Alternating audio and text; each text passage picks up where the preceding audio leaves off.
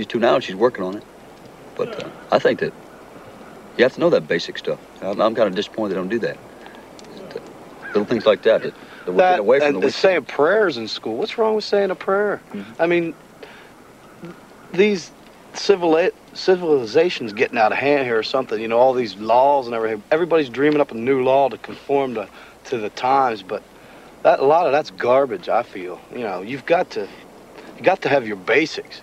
You know, the groundwork where you can start to build a child's brain from. And you just can't build it from these garbage laws that they don't even understand, you know, civil rights, this, that, and the other. And the laws, you know, no prayers in school because it's violating his civil rights, and no Pledge of Allegiance because he might be a communist or whatever, you know. That's not right.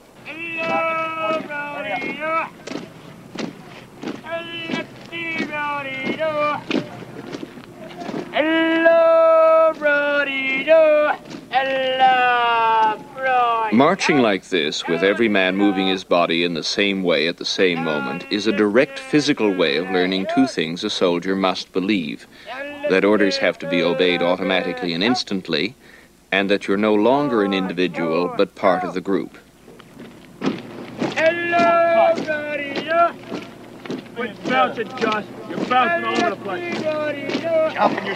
It's 100 years since mass formations like this were any use on the battlefield, but every army in the world still drills its troops, especially during recruit training.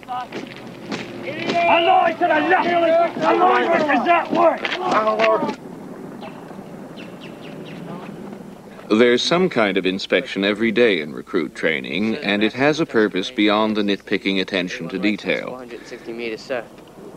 It's a ritual confirming the recruit's progress. But there are always details to criticize in the closed world of Parris Island.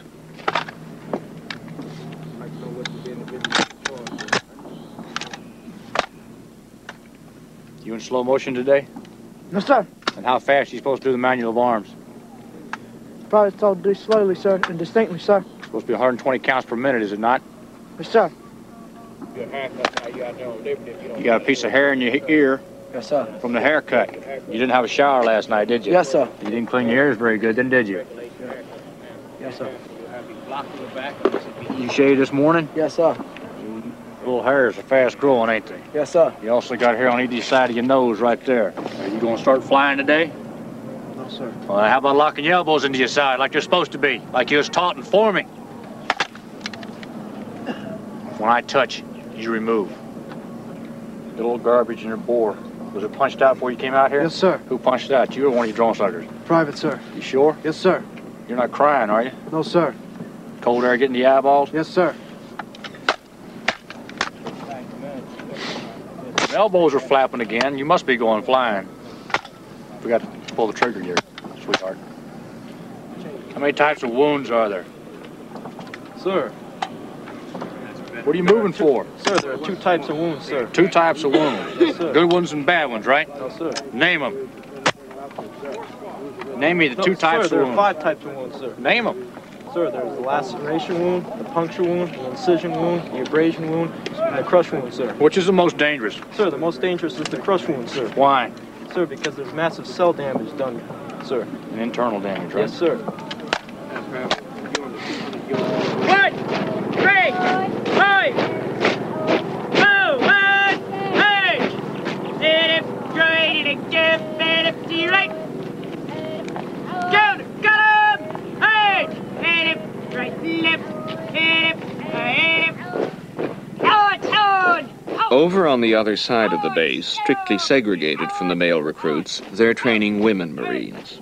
1, 2, 3, 4. 1, 2, 3, 4. United States Marine Corps. They're not currently expected to go into combat, but some of them have got combat training. Now squeeze, keeping the tips centered in your rear sight. Squeezing, staring at that tip. 7 bullseye and slow rapid fire, and 6 bullseyes in the fast rapid fire. And you never shot a rifle before? I did all the TV games. You plug them in the TV and you know, on the TV. This is the first time. This is the first time. Was it fun? After I got over being scared to death, it was fun. When the instructor kept on telling me how good I was doing, it was a lot of fun. What part of it was scary for you? The fact that it could kill you if you're on the other end of it. I don't like the idea of killing anything. Few male officers who train women doubt that they would function effectively in combat. Women lack a lot of the traditional male notions that make men recruits easy to mold into soldiers, but the training would still do its job. I see how easy it is. You can come out here and qualify just like a male recruit. It's all in your head. It's all in your head. I mean, I may not at this moment go into combat, but knowing that I can fire as well as I can fire now, knowing that today, I'd go in. I believe in my country. I believe in the idea of a president. I'd fight to keep it. So.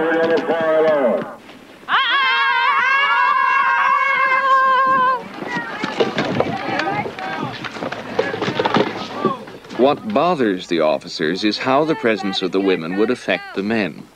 The basic combat unit, a small group of men bound together by strong male ties of loyalty and solidarity, is a time-tested system that works. If you let women in, then who are the men protecting, and who can they feel superior to? Keep going. I'd probably have little Susie's back home. Yeah. You see the big old smiles come on the faces then, right? Mention little Susie. How many privates, if you don't have a little Susie now, how many are going to find one when they get home? You bet. You're going to find the first cheap slut you can get back home. You bet. What do you mean, no? You're a Marine, you're going to do it. We go home with little Susie. We're in nice companionship with little Susie. And then here you are getting hot and heavy. And then you're getting ready to go down there and make that dive, privates. Susie says. Susie is Marine Corps slang for women. It's short for Susie Rottencrotch. Time of the month.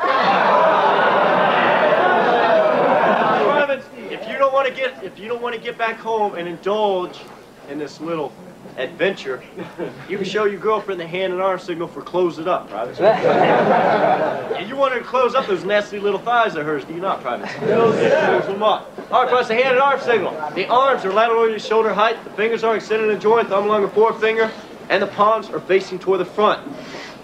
This is the starting position for close it up. And all you're going to do, Private, is bring the arms forward, just like you're closing it up, right, Private? Just like that. Everyone got that? Yes, sir! But, Privates, in addition, I want you to dedicate all this training to one very special person. Can anyone tell me who that is, Privates? Senior drill instructor, sir. No, not your senior drill instructor. You're going to dedicate all this training, Privates, to your enemy. To your enemy, Privates. Yeah, to your enemy. The reason being, so he can die for his country, right, Private? Yes, sir! You bet. So who are we going to dedicate all this training to, Private? Yes, sir! Yes,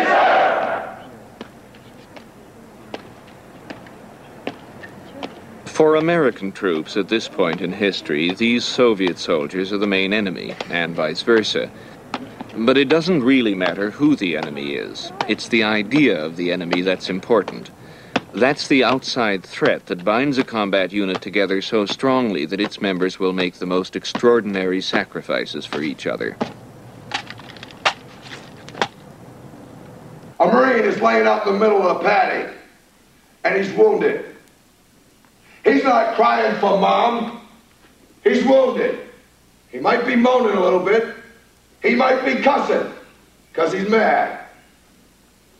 Another Marine that's in safety because he got behind a dike, he's real safe. But he crawls out into that paddy and he pulls that wounded Marine to safety, risking his own life. When probably the Marine's going to bite the bullet. He's going to die. And probably the one that goes out and tries to save him is going to die. Why is that done? You ask yourself that question. And you don't check out the Marine's name, you don't check out where he came from, you don't check out how tall he is or how short he is. You don't care whether you're from California